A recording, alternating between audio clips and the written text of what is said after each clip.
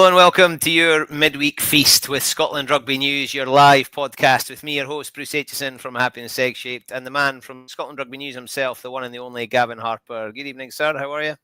Yeah, very well, thanks. How are you? Yeah, good. It's been a roller coaster, though, I think, as a Scottish rugby fan again and British Lion fan, but we'll get to that. Before we do, a quick word from our sponsor. The Scotland Rugby News podcast is brought to you by S1 Jobs. If it's time to hand in your transfer request, then head over to s1jobs.com and upload your CV tonight.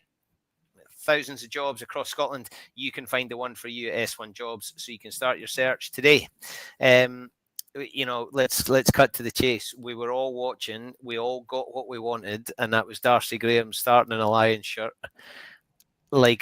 Like you would imagine, he was a kid in a candy shop on Christmas Day being told, "Fill your Barry, wee man, go for it." He just looked so happy. The messages coming in, folk, social media was rammed with, and not just Scottish supporters. Everybody wanted Darcy Graham to play well. He scores a try. My phone went bananas with folks saying Darcy scored for, you could just imagine the cheers in Hawick and in Mansfield Park.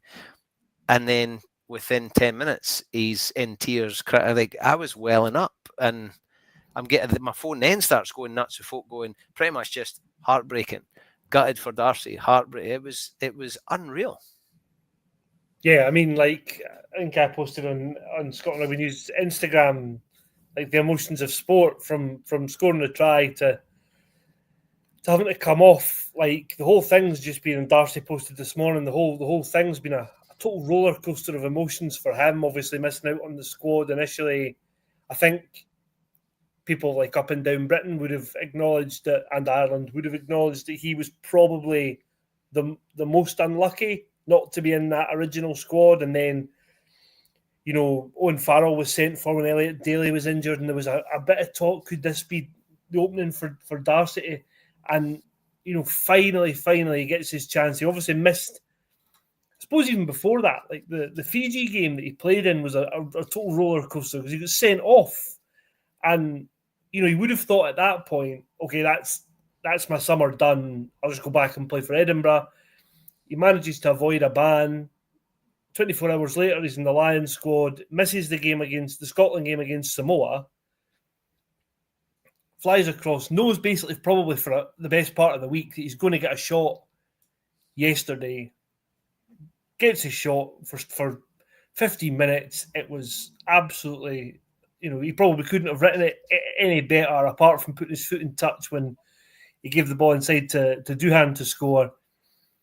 And then he gets his own try, and then the injury, and now, like, while can be gutted for Darcy and the Lions, I think realistically that was probably his one shot in the jersey. I think, I've seen people say the way he started, could he have forced his way into the test team? I think that's unlikely, but that chance is obviously gone now. It sounds like he's going to be out for a while.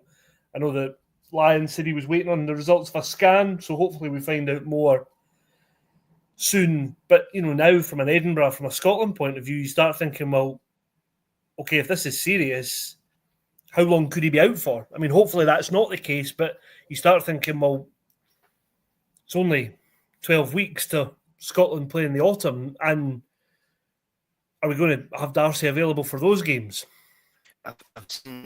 I've seen the usual on social media. I've seen the extremes, but the love for the wee man is unreal. I saw somebody saying, "Oh, he could prevent his injuries if he was coached how to do this and that." And I was like, "Oh, come on, man!" Like Xander, obviously he didn't get his shot, but he got selected, didn't get to go. He's away on a pretty extended holiday, which I think is very well deserved for a tight head prop that's put in so many 80-minute performances.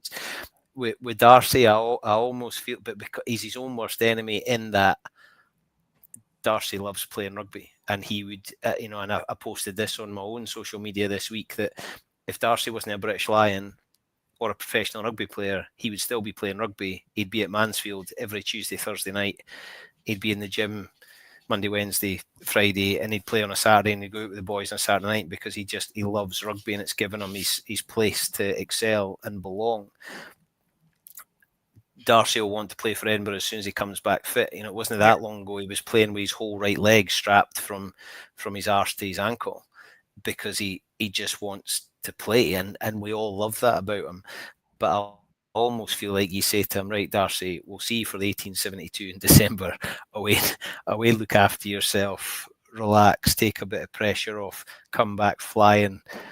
And it's not going to happen. Of course, it's not going to happen. But the other bit I loved about what he posted this morning was pretty much see in 4 years. Like, he wants another crack, and he just wants to play for Edinburgh and Scotland for the next 4 years and give himself a chance to get back with the Lions, because that's what he is. He's at heart, he's still a wee boy. He just wants to play rugby at the highest level and play on the biggest stage. And there was when he was coming off on Tuesday, before the tears, and the camera was on him, you could see him looking around. It was like, and I'm totally guessing here, but it felt like it was, I need to have a look at what I'm in and take this all in, because that's it, done. It almost felt like it was inevitable, and then obviously he sits down, fins over his shoulder and all that.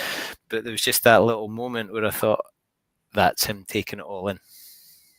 Yeah, definitely. I think the bits of that, the tears were probably, given what he's been through in the journey we've talked about, the tears maybe were inevitable, I think. And not for the camera. There are people who I think there could be crocodile tears because I know what's coming and there's cameras on me.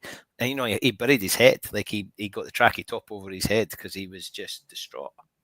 But I think also you look at that, and it maybe as a reminder that, yes, it's a job. Yes, they're very, very well paid. Yes, there's $100,000 bonus for being picked for the Lions. I'm not sure if that applies to late call-ups like Darcy, but it's a reminder that it still means as much to these guys as Darcy would have done that for free.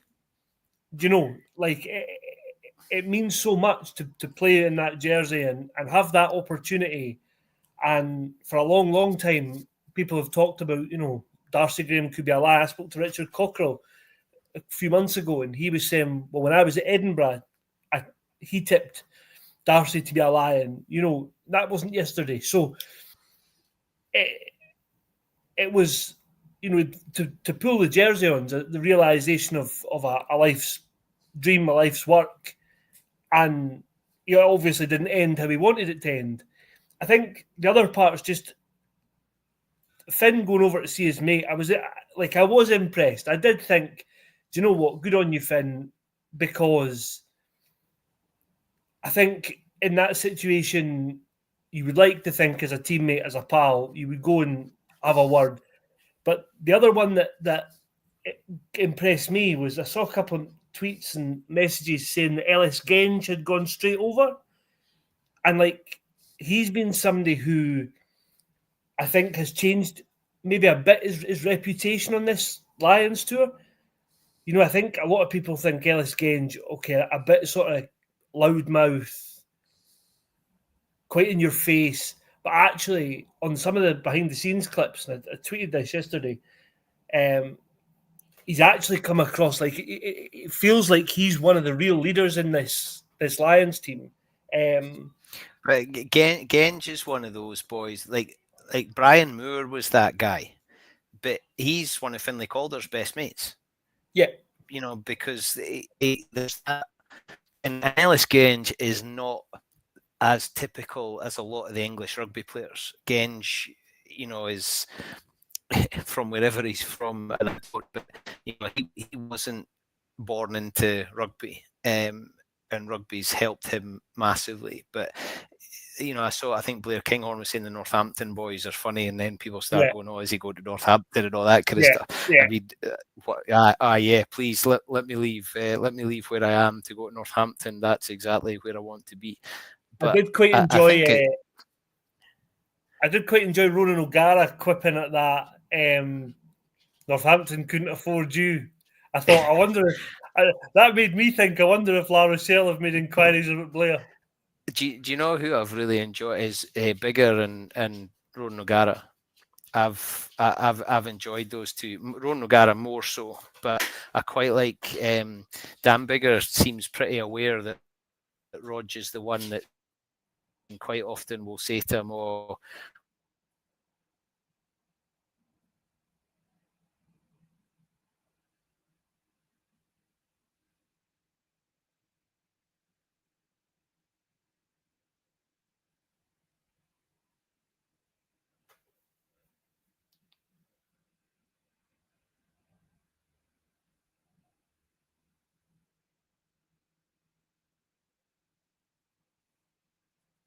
Oh, we appear to have lost Bruce. Are you there, Bruce? Bruce is here." Yeah, you Very there? strange. I'm not sure what happened there. Yeah, I'll blame the Yeah. Gremlins. No, I've really enjoyed Ronan O'Gara. I think he's been excellent, and he's able to speak as a reasonably recent player, but obviously an active coach. But he's an active coach who is detached from coaching the players, coaching Leinster. He's not a national coach. He's removed, but because he coaches in that competition where he's against them, he knows a lot about them. And some of his insight yesterday about the skip pass that Blair gave and how he would coach that, and some of that's high level punditry than some of the absolute nonsense that we're getting. But I think that's exactly it. Like 4 years ago, I remember watching, and Rog was in France and they sort of had him on a TV screen in the studio, and it was.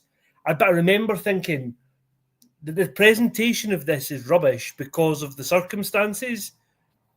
But if you can tune in enough to what O'Gara's saying, he's actually making some really interesting points, and I think you've almost got to put him with another real rugby nose. I think him and a presenter would be good, but not the same value. But I think him and Biggar, because they both had the same, playing careers in the same position, I think they bounce off each other well. I have to say I've enjoyed that. Yeah, I like that a lot. I find some of the punditry before half time and after it's because it's not as good as what you're getting during the game. Anyway, but Darcy gutted, but to see so many Scots playing in a Lions team, and I thought Ben White was excellent. It just, the longer he played, the more I thought there's no chance he's getting a test shot on Saturday, because you're not going to play him for that length of time and then have him involved in. So I don't think, but I thought Ben White was very good, and he got some good write-ups from O'Gara and Biggar and pretty much anybody else that was watching knew how well he'd done. Yeah, and I think I was pleased to see Scottish players playing and playing well, but similarly disappointed that in the 54th minute, when the board went up for the first couple of subs, Scott Cummings wasn't pulled ashore, and it was James Ryan who came off, and I thought, oh, here we go. Does that? I kind of expected that before the game, because James Ryan, the Irish connection, he's played in probably more big games with Leinster. Yeah, 100%, and with Ireland. But I think he's been rubbish on the tour. Like, Cummings has been excellent. Cummings had that one game, the first game, where he was all over the place and they couldn't catch a restart. But they sorted themselves out, and that clearly isn't just an individual thing. But apart from that, I think he's been brilliant. One of the unsung kind of midweekers of the tour, and I think he really deserves. He was excellent yesterday. He was very good yesterday. He was brilliant. He was probably one of the Lions' top 2 or 3 players, and I would include Ben White in that. And then you look at the end and think, Ben White played 80 minutes, so did Scott Cummings. Alex Mitchell sat wrapped up on the bench, and James Ryan's had 25 minutes off. It just seems like it's not going to go their way, and it's frustrating that I thought there was opportunities. Andrew Porter, I thought, really struggled in the first test.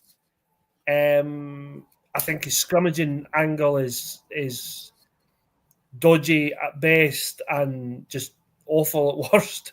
And I thought there was a chance for Pierre against Taniela Tupou to say, do you know what, here's my shot. And he didn't, he probably slipped past him by, which was a bit disappointing. I think probably the same for Duhan. He seems like there would have to be a lot of sort of falling his way to get in the team. One of the things that's counting against Duhan is that Blair's back.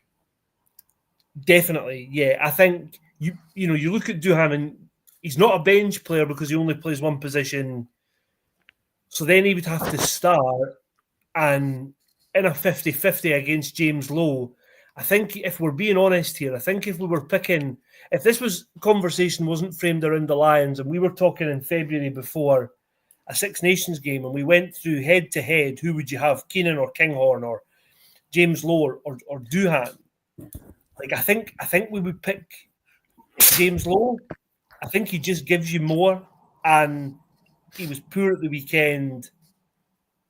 I think Farrell will stick with him. I think he'll give him another go.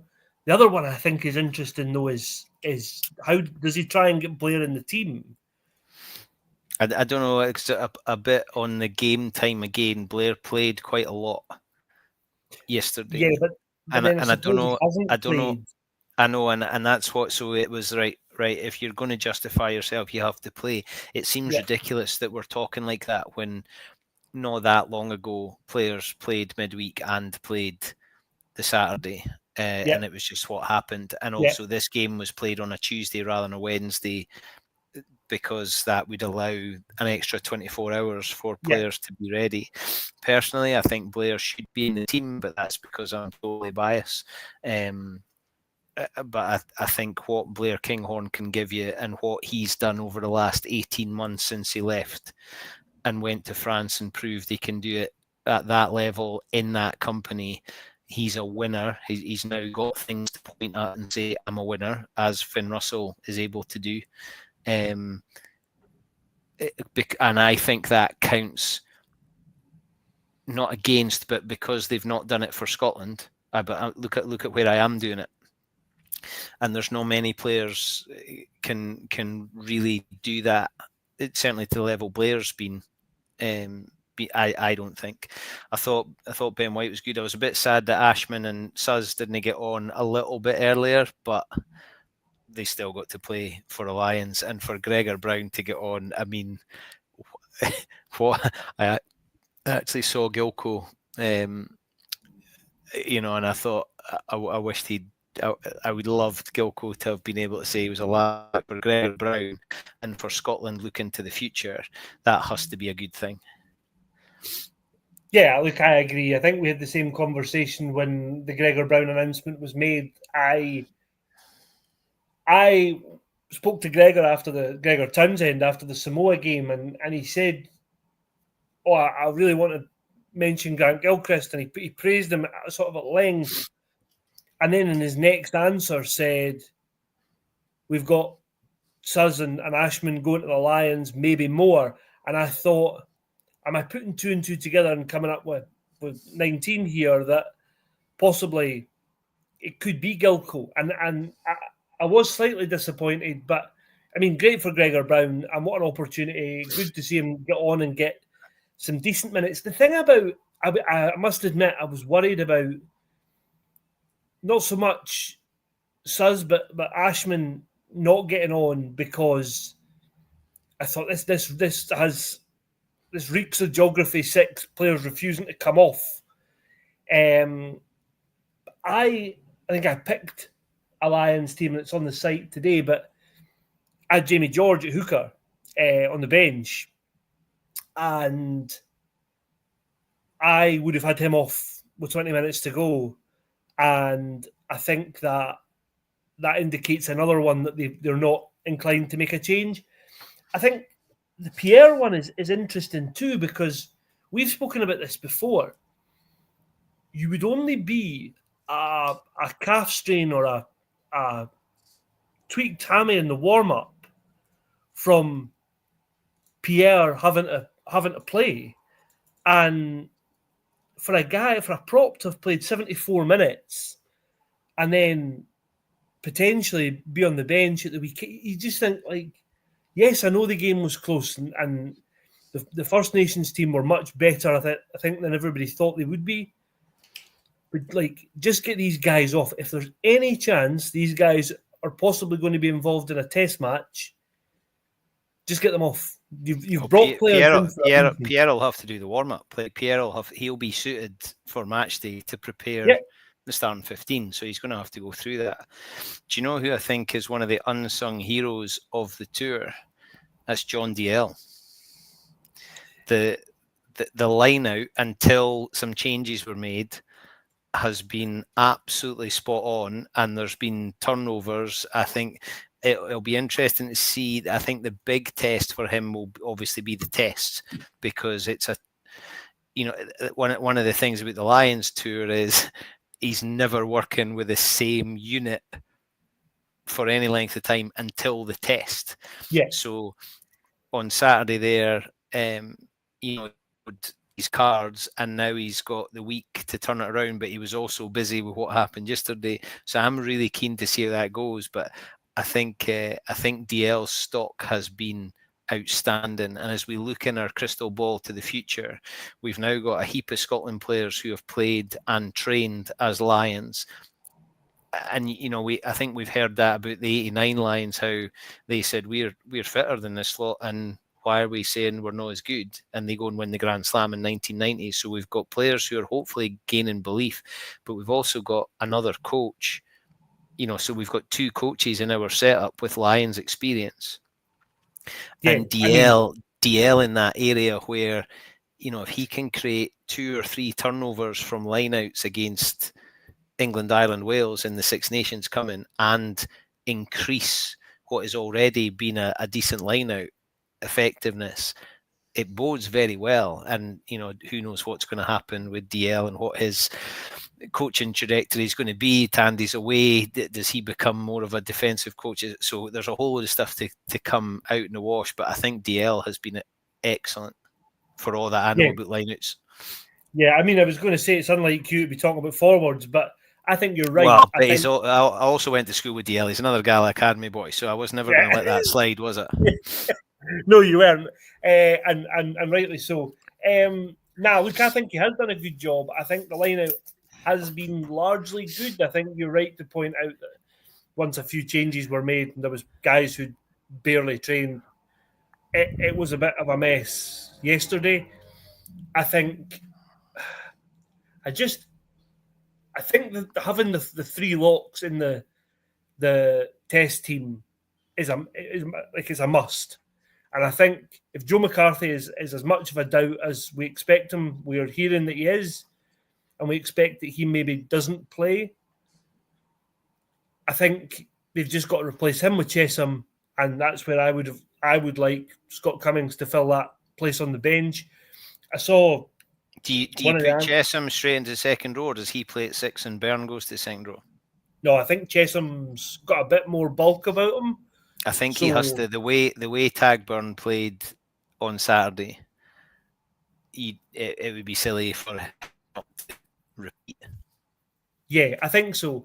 I think the other bit I would look at is, could you possibly get, like, I just felt I know Finn had cramp, so hopefully that doesn't rear its head again. The Bundy-Aki for Sione substitution just felt like, right, we'll put Bundy on the bench, so we better put him on, and he can only play 12. So we'll just, to me, that was a complete waste. That can't happen. There's a lot of that's one of the things. I posted a team on my own social media, and folk were saying, "Oh no, it'll be Aki and Ringrose." That would hurt a lot more. I think Owen Farrell coming in. I've not got an issue with Owen Farrell coming in. Really, it's disappointing in other ways, but the animal he is. But if Sione and Shuggy don't start on Saturday, I'll be absolutely gutted. Totally. Like, I think there was people on X last week saying, "Oh, Hugh Jones was one dimension." I thought Hugh Jones was absolutely superb. Like, I know They need to get a better telly. They need to get a better telly if they're coming out with nonsense like that. Like, what are you on about?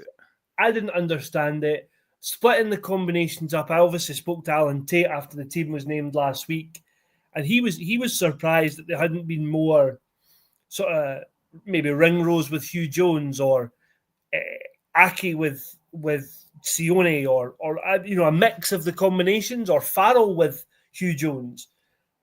Like, I think, let's be honest. Hey, I wasn't Alan Tate. It was me that said that. I couldn't work out why they were pigeon. I couldn't work out why they were pigeon. What are you learning from that? Exactly. So if you're pigeonholing them and you're saying, look, the guy that we're going to build our team around is Finn Russell, why would you not just give him the two guys he knows best to play 12 and 13? Playing 10. We've talked about this last week. Like, surely having guys that you absolutely know and trust at 12 and 13 is better than having two guys you've literally never played a game with. But they're playing at such a high level. There's no it's not they're not weakened by Sione and Shuggy playing. There's no way that is a poor. It's an outstanding combination, and I don't know enough. If Aki and Ringrose are better than those two, and somebody needs to tell me where and how.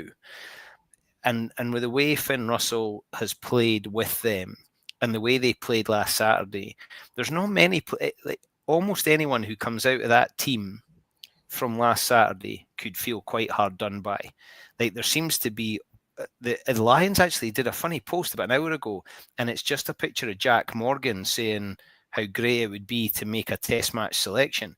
That's a weird thing to come out in the Lions if he's then not selected.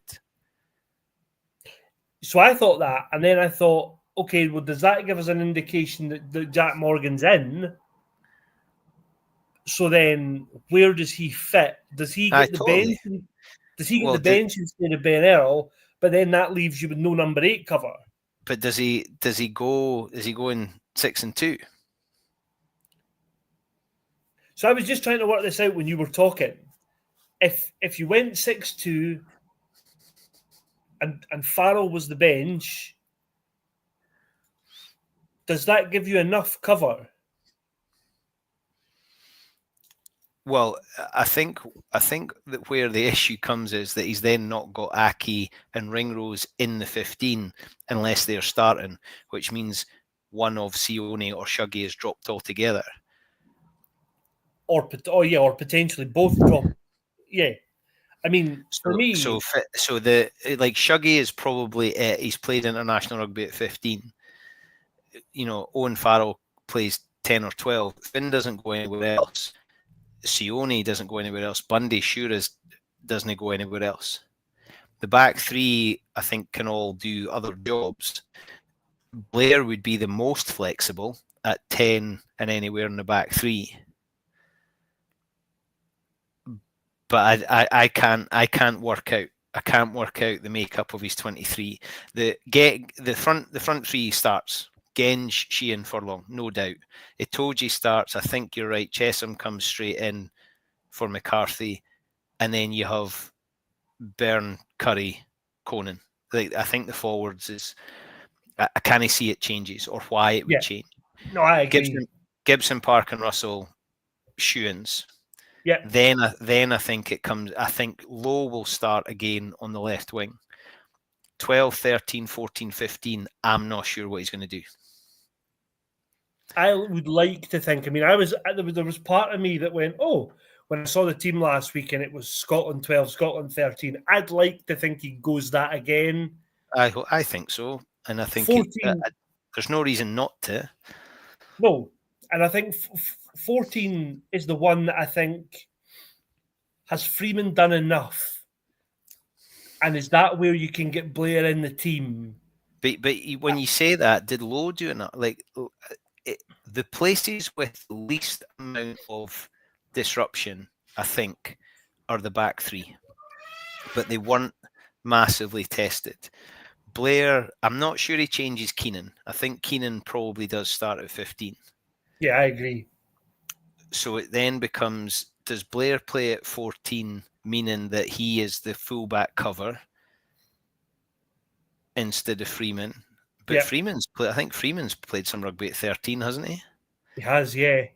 And then the centres comes down to what Andy Farrell wants. Is he going to give the two boys that I think did a decent job from last week and there's no reason to drop them? Or does he decide actually Aki and Ringrose are, I don't know, what more, are they more physical? Are they better defensively? Are they better under high balls? Is he changing the game plan from last week to do more of something else? I don't know, but I would be absolutely gutted if he changed 12 and 13. I just think, I think, I don't want to labour this point too much, but I think Blair talked after the First Nations game about the Lions missing chances. And I think in that first half, they could have been out of sight. And then they made changes. And I know it's not all down to the fact that Sione and Finn went off, but they lost that momentum. The chances sort of never came again, and Australia got back into the game. And actually, the game fizzled. It did fizzle, but you know, the Lions will have looked at that, and Andy Farrell will have looked at that and thought, we should have won this game by 20 points. We could have won this game by 20 to 25, 30 points. How do I make sure we don't do that again? I think number one is you get Owen on the bench to give you that. Owen gives you something that Marcus Smith doesn't as a driver. I don't think Marcus Smith is anywhere near the 23 this week. No, neither do I. And I think, and I was speaking elsewhere about this morning, I think Marcus and Finn Smith come out of this tour reputations dented. Maybe not damaged, but definitely dented. I think, you know, with Owen back at Saracens, you start looking at, okay, well, Ford and Farrell might still actually be England's number 1 and 2 tens. George Ford is a class rugby player.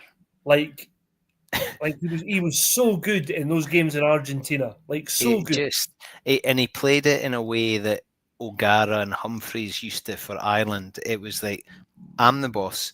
I'll decide if it's staying here. I'll decide if it's getting kicked there. He just had an absolute authority where, and I don't know if he's always like that when the full test team are there, or if he was just able to assume more of a leadership role. But yeah, it just looked like, actually, this is the George Ford show. I've been given the keys to the kingdom. Borthwick trusts me. Right, lads, I've got this. It was like, remember the Titans when Sunshine comes off the bench at quarterback. He was just immense. I loved watching England with George Ford. Yeah, me too. And I think, you know, you look at that and say, okay, we could get in a big discussion about this, but first choice, do they maybe look at Ford and Farrell still being the answer? It's a great debate for people who are a vested interest in English rugby. I think the thing I've taken out of this tour is Marcus Smith hasn't had a shot at all at 10, which says to me Andy Farrell doesn't trust him as a 10. I think if you're looking for utility players who can play more than one position, 10 is low on the list. Tom Jordan's a better rugby player than Marcus Smith. So I would question why bother taking him in the first place if you're going to pick a guy who thinks he's a 10, play him a bit at 15, and he then gets 20 minutes off the bench in the first test at 10, a position he hasn't played all tour. That to me is just daft. And I think that's why he'll get Owen in the squad this week. That's an interesting point. Tom Jordan I would pick in front of Marcus Smith. Yeah, I think 10, 12, 15 if he needed to 13. You're right, and the flexibility is, it's a funny. I don't think Smith's in the 23. I don't know what his bench looks like. It seems like Mitchell is there. I think he's break glass in case of emergency. You play Gibson Park for as long as you can. and I don't know what he does elsewhere. It would be fantastic for Morgan to get on, but it almost feels like that's an X factor. Like folk have voted for Morgan to be the winner. Like it's it. I'm sure Jack Morgan and all the people of Wales will be thrilled that you've referred to him as an X Factor winner. But we all want him to play. He's like Darcy's sidekick. Like we all want Jack Morgan to play. But again, we don't. The Lions have been quite, I think, secretive and coy about stuff that maybe other international teams aren't. We don't know if there's maybe a Tom Curry injury. We don't know if. I mean, I like to thought that we would have heard by now, but I think it's up for debate. Is it 6-2 on the bench? Is Ben Earl on the bench as a sort of guy who can come on Play centre, play wherever you want? I mean, who knows? But I suppose we don't have that long to find out now. The team's out early morning, so we'll wait and see. That cracked me up a couple of weeks ago, where it was the Razzie is revolutionising the game again by picking boys that could play. Meanwhile, at home, Richie Vernon's just sitting going, "All right, lads." Yeah, totally. Richie Vernon. Yeah, I got excited about Saturday, and I was buzzing yesterday, largely the Darcy Graham effect, and then I was pleased that the First Nation and Pacifica played well because they want to be a team. They want to play more often. So I was really glad they came back into it. I think it was probably the right thing for everybody. The Lions won. It was a sticky game. Boys got to play rugby and they got to say, right, we'd like to play more often, please, as a unit. I don't know if the unions will buy into it, but it's got to be something they look at. The calendar's a shambles, and that's one for another day. Yeah.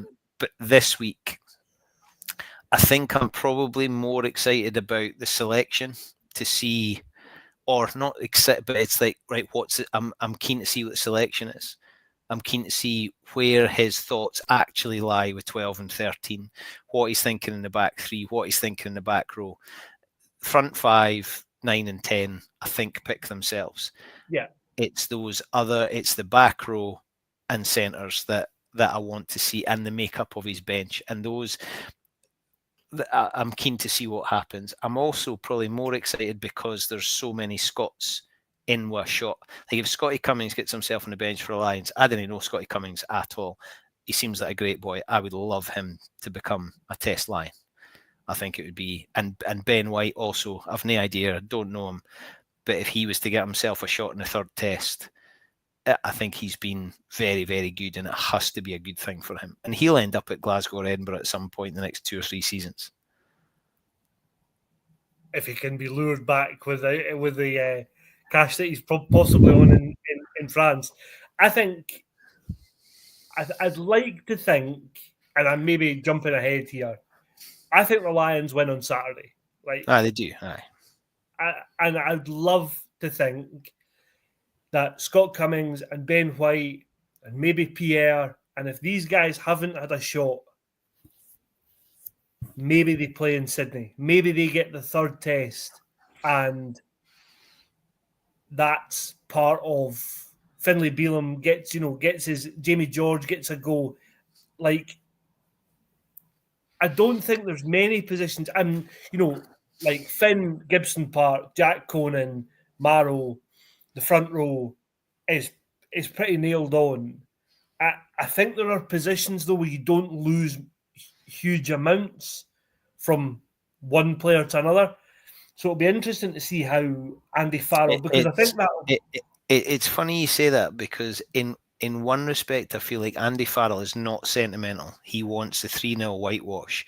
Yeah. But then it feels like he is sentimental because he's brought his boy in and potentially drops Sione and Shuggy for Aki and Ringrose, which to me is more based on sentiment, and they're my boys. So I don't know what the third Test looks like. I think I'm the thing I'm waiting for, and I posted about this on my own. I want Finn Russell to put in a Dan Carter 2000 and 5 performance. I want him to absolutely command not in the same way Dan Carter did. I don't think Finn is going to score the tries but when he started at the weekend there, I thought this could be it, and then it just kind of. And I don't think he can hold somebody up on that pedestal if they don't play pretty much 80 minutes. And he, I know Tagburn got play the match, but Finn Russell bringing the forwards into being out the back of that little pod, putting people kicking.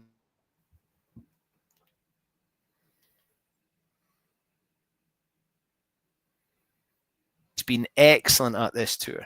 And when you said about Finn Smith's kicking stats, I think must be about 50% now, which is not. I mean that's not good enough. I think the stat came up at 64%, and I think he missed his next 2. That's not a Lions goal kicking stat. So I hope it comes in game 2 because it still means something. If it comes in game 3, it's not going to mean as much because they've already won 2. Yeah, I think you're absolutely spot on. I think it would be great. I think, Rob Robertson wrote a piece a couple of months ago now saying that if Finn delivers 3-0, he plays well in all 3 games, he takes a step above, some of his contemporaries, and he maybe is considered on the same level as maybe not quite a Johnny Wilkinson, but others who've been there and done it. I think it would, Finn has elevated himself now to a level where he's not considered that maverick or that outrageous player that he maybe was at the start of his career, but it would mean so much, I think, for his own reputation if he could deliver a 3-0. And I think the Lions, I know Valentini and Skelton are due back, but I think the Lions still have way, way too much. And I think, just on that, I think that's another reason. Let's not be drawn into the Lions bringing in Bundy because Australia have got their sort of heavy hitters back, and Sione can do that job more than Sione's one of the best 12s in world rugby for me at the minute. I'm a bit sad that Finn's time has come against Australia. It would have been amazing to have seen Finn at his height. Right, okay, you're up against the All Blacks or you're up against the Springboks. Go for it, because that'll be the next thing lobbed at Finn. But it was against Australia. And wait. 37-year-old Finn does it against the All Blacks in 4 years' time. Him and Darcy. Finn will be Lions captain in 4 years' time, and he'll say, "I'm only coming if you bring Darcy Graham." Yeah, I think we'll wait and see on that. Yeah, I'm as I say, I'm looking forward to selection because I want to see what it is, and then Saturday, I'll be watching and we'll see how it goes. I would love the X Factor winner to get a shot. I'd love it to be the Finn Russell. Here I am. I'd love Shuggy and Sione, Blair. Let's see. Scotland were playing against Samoa. Remember that? I do remember that just about. Thankfully, it wasn't a 4 a.m. kickoff, but yes, good. Decent enough, I think. Comfortable win. Jamie Dobie was excellent. I was about to say, how good was Jamie Dobie? Yeah, he was absolutely superb. I think he's another one that I really hope we don't miss the potential of Jamie Dobie, because... Are you moving him along the M8? Yeah, do you know, I'm not sure, but he just needs to play. He needs to play more at 9 as a starter, and then I don't know what that means for George Horn, Scotland wise, but also Glasgow. It feels like sort of a bit of a crossroads now for George all of a sudden, because Jamie's shown that he actually does deserve a shot as a starter in the big games. I think Jamie started against Toulon in the Champions Cup on the wing or at scrum half. I can't remember, but I remember playing that game and thinking, "God, this guy's too good to be a kind of utility back, second choice squad player." And then the summer tours kind of made my mind up about that, and I feel like his kicking game's probably better than George Horn's, but his running game's not as good, and that's not a criticism. I think George's running game's very, very good. So where does that leave you? I think that's, to me, the summer tour, we talked about this last week, the summer tour, to me, has raised more questions about lots of things. But where we stand with stuff is one of them, is Ewan Ashman now first choice over George Turner? I thought George Turner had a good tour. Nice to have him, good to have him back, another good option. But throw in, where does that leave Dylan Richardson, who's just joined Edinburgh? George, just hold that thought. If George Turner hadn't gone to Japan, is he a Lion? Yes, 100%. It's amazing how these things for timing. But you're right that and this is more my fault than anybody else's. I'd kind of forgotten about Dylan Richardson until I saw Edinburgh posting their pre-season pictures, and I was like, oh yeah, because you've got. Oh, I think Dave Cherry is probably done, and he's gone to France to play. And enjoy that. But you've got Turner and Richardson at Edinburgh with Paddy Harrison, who went on the Scotland tour. Yeah. John, who's the first choice hooker at Glasgow now? I'm not sure I've got the answer to that. No, exactly. And you look at like Gregor Hiddleston, Gregor Townsend name checked as being unlucky not to be in the squad. Johnny Matthews. Look, I think at some point, and I think the point is coming very, very soon, I think we all maybe need to park the where's Johnny Matthews in the same bracket as the where's Magnus Bradbury and where's Hamish Watson and why not Ali Price and where's Chris Harris. When a Scotland squad's in. I'm not sure I can park any of those. I think that time might have passed for all of them. Which is, is another debating subject. But yeah, I think you go back to, second row. Max Williamson was talked up before the tour. Only gets a handful of minutes. Gregor Brown ends up a Lion. Gilco's basically helping Fergus Pringle coach the forwards. Johnny Gray and Sam Skinner are given the summer off. Scott Cummings is a Lion. Come the autumn and the Six Nations, who are Scotland's second row? And I think with good teams, with top teams, we could sit here and you could pick South Africa's, France's, and Ireland's first choice team. And am I right in saying Gilco's only got a year left at Edinburgh? Yeah, that would be. Yeah, he signed a 1 year. So that would take him to the World Cup. No, he would be the end of this time next year. So when Gregor picks his team, another one. So when Gregor picks his team, does he pick his team to be the best team he's got at that point, or does he pick his team knowing that the World Cup is coming? And I think at some stage you have to look at the World Cup and say, okay, who is going to make it? But the fact that, and again, I've been an advocate and a fan of Gilco's for a long time. But why is a guy with 80 caps playing 2 summer tour games when Max Williamson, Gregor Brown, and Cam Henderson and Marshall Sykes are all there? To me, that doesn't make sense. Surely that is the chance to say, okay, in 2 years' time, we need these guys to be ready to play at a World Cup if needed. They'll not all make the squad. Is part of the reason Gilco's there because John Dale's away with the Lions? Yeah, I think so. I think that's probably right. But then that makes me question, the appointment of the forwards coach.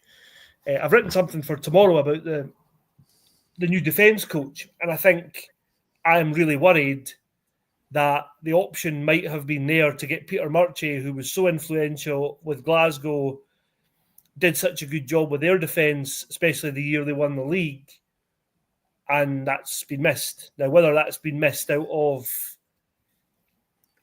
bad timing or out of something else, I'm not sure. But to me, that he would have been the obvious replacement. So I think there's a lot to consider for Scottish rugby. And I think I've seen a few posts and people talking about, is there a chance to get Sean Edwards, or what about Nienaber? And let's maybe be a bit more realistic and say we don't know what's happening we don't know beyond 8 or 9 months' time. We're not sure what's happening with Gregor. Maybe we could get one of those two, but it would be as a head coach. It wouldn't be to sit beside Gregor in the box. I don't think. They'd probably be quite cheap though. They'd be within the SRU price range. Yeah, they would definitely tick all the boxes from that point of view. It always amazes me when folk can do their big shop in Waitrose. Like they're a Waitrose big shop. I'm not sure Scotland are in Waitrose. No, and actually talking about the experience that Gregor now has as a head coach, if caveat all of this with if Gregor is the guy who's going to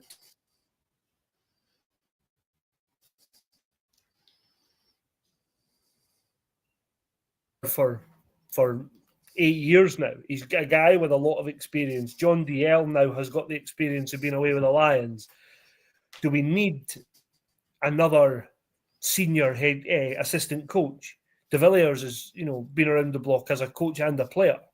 So there maybe isn't an option to look at somebody who's a bit greener in their coaching journey, and that's where somebody like Pete Murchie would have to me ticked that box, but that's ship sailed, so we'll wait and see. I am reasonably biased, as has already been discussed at numerous points. I would give it to Roddy Deans. Yeah, I thought he might be high on your list. Is there a job at Scottish Rugby that you wouldn't give Roddy Deans? Head events, because he's boring. Right. Okay. He used to be fun, but now he's not. Right. So you would be head of events, and he would do everything else. Or you're in charge on the field. I'm in charge off the field. Let's make this like we're going to be like the Empire. You can be Darth.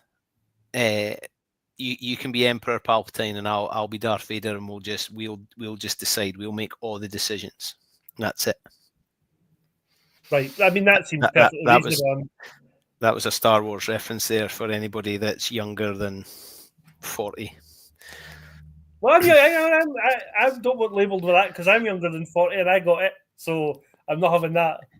There'll also be folk watching this who say there is no way in a million years that bald guy is younger than 40. I got pelters from my age the other day. Anyway, moving on. Scotland women are in Italy on their pre-World Cup camp. They flew out on Saturday morning. They're in Italy, been training. Game on Friday against Italy, who have been tough opponents over the last couple of years, and like a lot of the teams in Six Nations definitely, but teams that are in the World Cup, they're improving all the time. And we've spoken about this before. Scotland are getting better, but so are other teams. Yeah, and I think this build-up, I'm interested to see how Scotland go, because they've obviously had disruption with Matt Banahan leaving. Fraser Brown left just before they started pre-season. Now we know that Brian Eason is leaving. There have been injuries. Sarah Bonner seems to be maybe touch and go for the World Cup, I think. Emma Wassell's going to have to play on Friday, I would suspect, to prove that she's back. Look, there's a lot in it. It might be a World Cup warm-up training game, but I think there's a fair amount for Scotland to lose on the weekend. Games against Italy have been close. I think they won't want to start with a defeat. So, yeah, look, I think the I don't players. know. I don't know. I don't know if you know the answer to this. Is this a full cap? It will be, yeah. I certainly would imagine so. I thought so. I think there's other bits of it. You look at some positions, 10, for example. Helen Nelson is nailed on, going to start every game if need, because Merrill Smith's injured. But does Brian need to use these games and say, actually, I need to find out what happens if Helen Nelson gets injured? What happens if I end up without Rachel Malcolm and Helen Nelson on the pitch? Who leads the team? There are at hooker, Lana Skir. If Lana gets injured, is Ayla Ronald capable of sitting on the bench and coming on in a test match? She's not got a cap, been in the squad for a year. I think there's certainly a lot.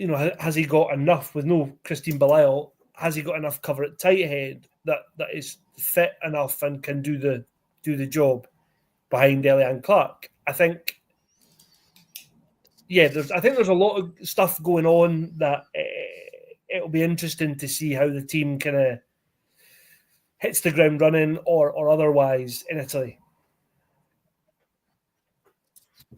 I'm not sure I know, and why would I know the rationale behind these two games? Like you've just said there, it's a bit like the Lions in the games before the test. Are you playing combinations so that they're clicking and firing and they're ready to go? Or are you trying things in case you need them? And the depth in the squad, is far greater than it was before the last World Cup. When you think the number of players that went to the last World Cup and didn't play, but also there was a number of them who sat on the bench and didn't play, but they were in the starting 23. But the 15 that started was often the team that finished, or with 2 or 3 changes, who were probably not necessarily as good, but were in the mix with the players that were there. Now there's far more depth, but do you want to play your best team against Italy and Ireland thinking, right, we're just going for it, we have to go best team every game? Or are you trying players to see, are they ready, give them the experience before they hit a World Cup? I don't know, because it doesn't feel like a long time. You've got 2 games. Yeah, and I think with just 2 games, if you look at like the men's team before the World Cup, I think 2 years ago had 4 games. So you've got double the number of opportunities to try combinations and also, the first the game last of that game's World always Cup, a shambles. Yeah, exactly. But the first game before the World Cup for the men was the first game of the World Cup was the must win, the South Africa game, and they needed to be. That last game, the Georgia game, I think it wasn't the preparation they would have wanted. This, I think, is the opposite. I think Ireland before going into playing Wales is ideal, but I think Scotland need to finish that Ireland game flying, because they then need to take all that into the Wales game, and Scotland will need an 8 or a 9 out of 10 performance to beat Wales in the first game of the World Cup. And if that goes wrong, the wheels could come off, because they probably know that that's their shot at qualification. So it essentially all rides on this, the first game of the World Cup, which is why I think the Ireland game will be full strength. I think if there is a chance for rotation and a bit of having a look at people, it has to be in this game in Italy. And Ireland will be doing the same, because they'll be flying. They'll want. I think that's going to be a proper test match. That's going to be.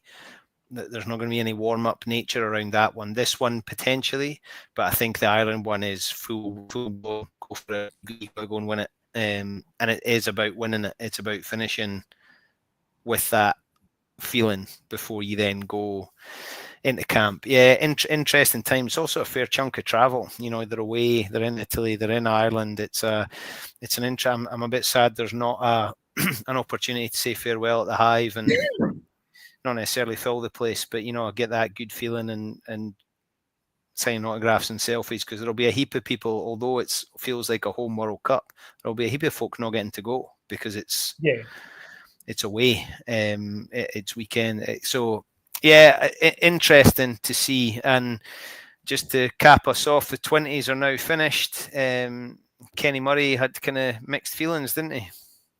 He did. I think a bit of frustration that they didn't win two of the games that they probably had put themselves in a position to be in, to win against Australia, and then that last game against Georgia. I think. Look, I watched all the games, but the Georgia game we should probably talk about. I thought some of the officiating was poor.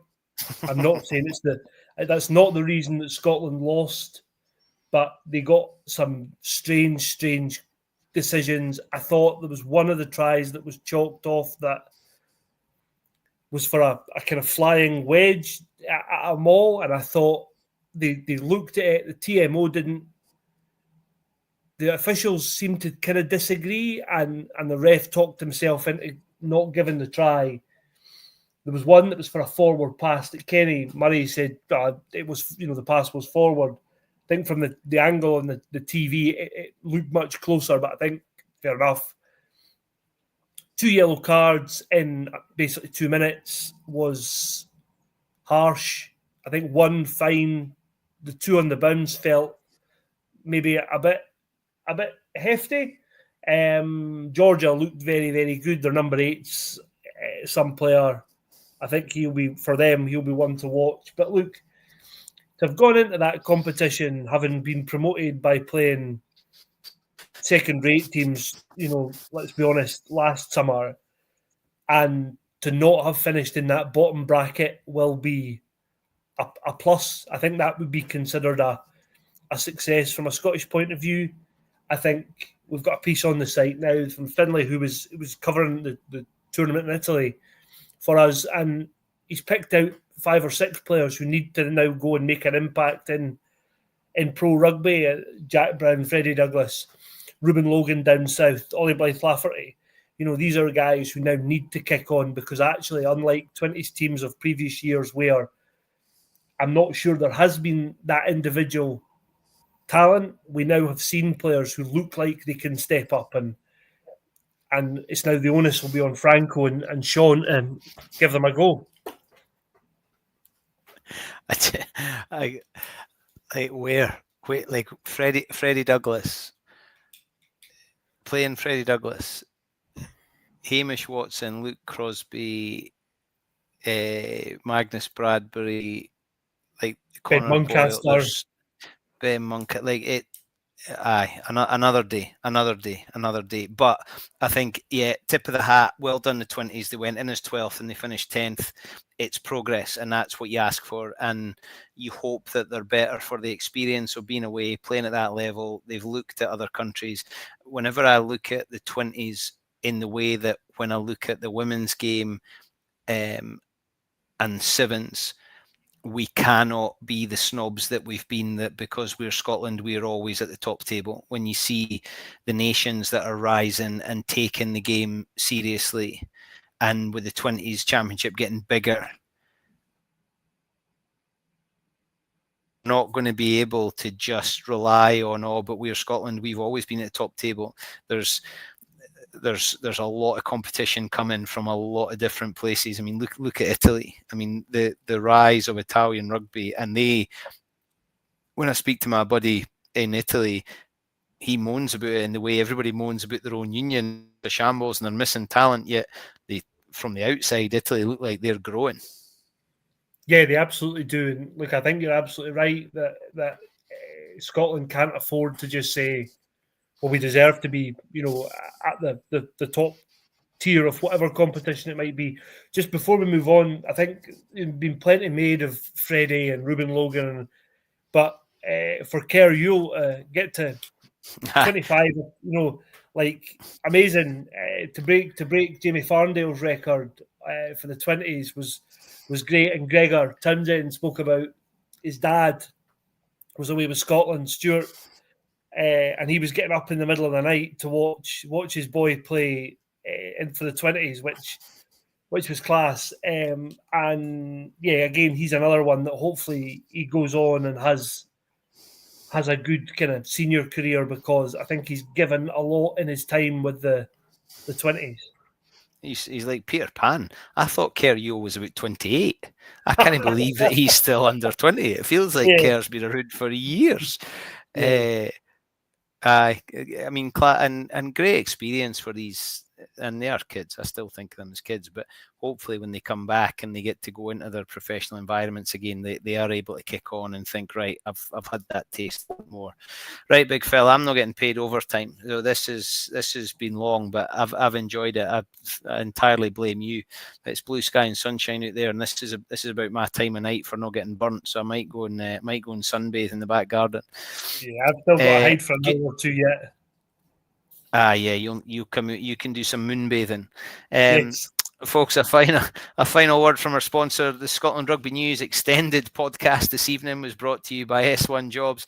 If it's time to hand in your transfer request, then head over to s1jobs.com and upload your CV right now. There are thousands of jobs across Scotland, and you can find the one for you at S1 Jobs. Start your search today, and who knows, there might be one on there for Scottish Rugby defence coach. Get yourself involved.